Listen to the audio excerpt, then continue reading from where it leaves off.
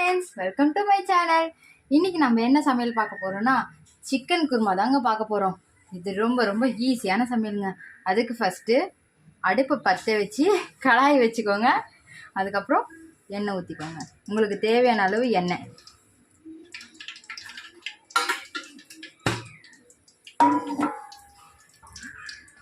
எண்ணெய் ஊற்றி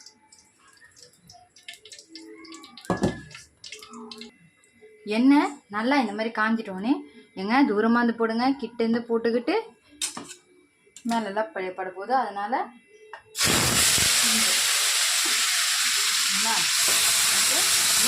ஃபுல்லாக சேவ் பண்ணிவிடுவோம்.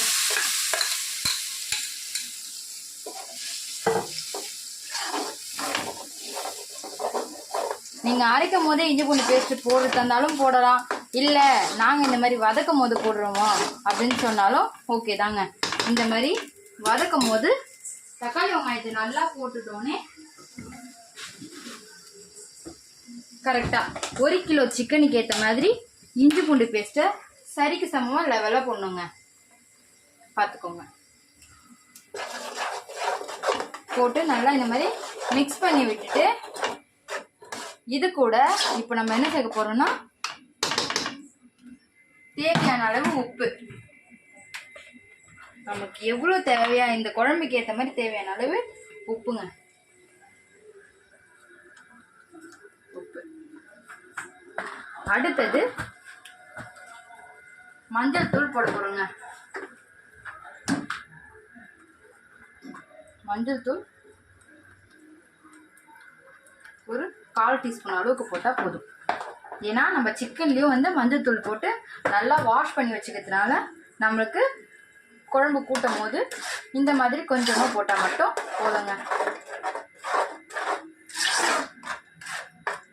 நல்லா இந்த மாதிரி கலரி வச்சுக்கோங்க.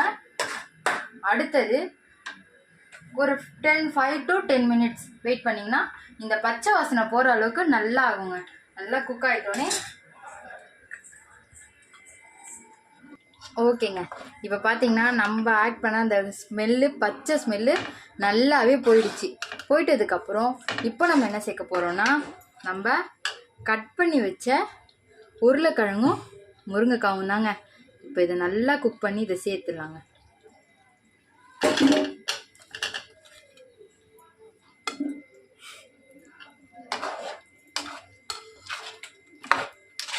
இந்த மாதிரி நல்லா சேர்த்து ஒரு 5 மினிட்ஸ் இந்த மாதிரி நல்லா கலரி விட்டுக்கோங்க. கலரி விட்டு ஜஸ்ட் ஒரு 5 மினிட்ஸ் அப்படியே குக் பண்ணிகிட்டே இருங்க. இந்த மாதிரி நல்லா வெஜிடபிள்ஸ் இந்த மாதிரி ஆகிட்டோன்னே பார்த்துக்கோங்க. நம்ம போட்டதுக்கும் இப்போதைக்கு இருக்கிற டிஃப்ரென்ஸ் பார்த்திங்களா?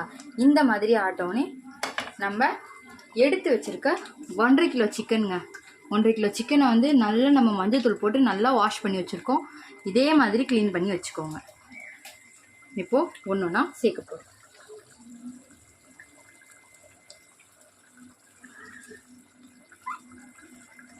கறியை ஆட் பண்ணியாச்சுங்க. பண்ணிவிட்டு நல்லா இந்த மாதிரி கலரி விட்டுக்கோங்க.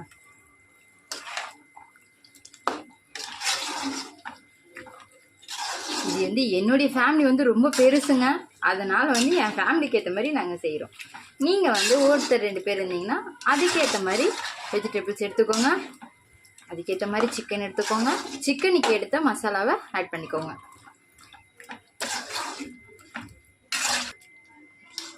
இப்போது சிக்கன் சேர்த்துட்டோன்னே நம்மளுக்கு இந்த அளவுக்கு வந்துடுங்க.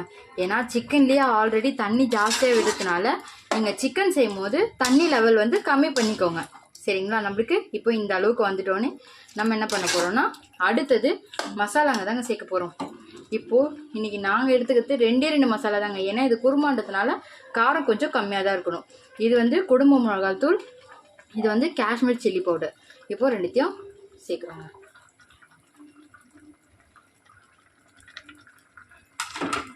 சேர்த்து நல்லா இந்த மாதிரி கலரி விட்டுக்கணும். அப்போது நம்ம இந்த மாதிரி கலரி விட்டுக்கணும்னா நம்மளுக்கு இந்த கலர் வரோங்க. இந்த கலர் வந்தோடனே நல்லா இன்னும் கொஞ்சம் குக் ஆகிறதுக்கு நல்லா கலரி விடுங்க. விட்டதுக்கப்புறம் இப்போ நம்ம தண்ணி சேர்க்க போகிறோம். தண்ணி வந்து இந்த சிக்கனுக்கு ஏற்ற மாதிரி, ஏன்னா சிக்கன்லேயே ஆல்ரெடி தண்ணி விட நான் ஃபஸ்ட்டே சொன்னேன். அதனால் வந்து கரெக்டாக அதுக்கேற்ற அளவுக்கு தண்ணி விட்டால் போதும்.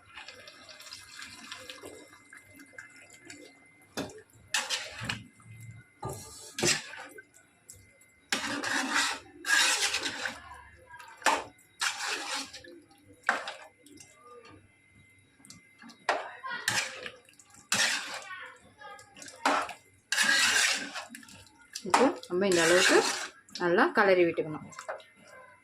இப்போ வந்து நம்மளுக்கு இந்த அளவுக்கு நல்லா கொதிச்ச பதம் வந்தோடனே நம்ம இப்போ ரெடி பண்ணி வச்சுருக்க தேங்காயும் சோம்பும் தாங்க சிக்கன் குருமாவுடைய மெயின் ஹைலைட்டே இது மட்டும்தான்.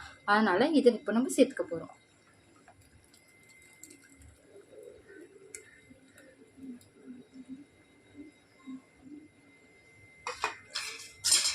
ஒன்றால் சேர்த்து நல்லா கலரி விட்டுக்க போகிறோங்க.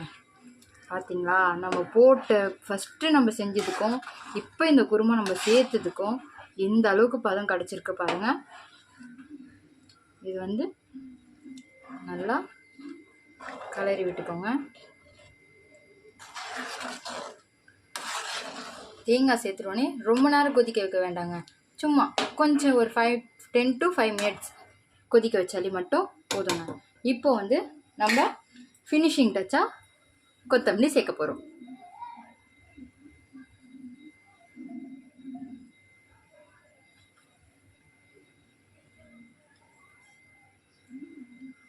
சேர்த்து ஒரு கலரி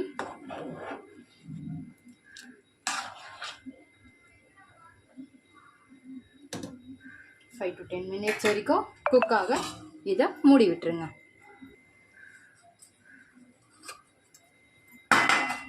பார்க்க கன்றாவே இருக்கு. இப்போது தட்டை எடுத்துட்டோங்க. பார்த்தீங்களா, நான் சொன்ன மாதிரி 10 to 5 minutes நல்லா இந்த மாதிரி கொதிச்சு நம்மளுக்கு சுட சுட சிக்கன் குருமா ரெடி ஆகிடுங்க.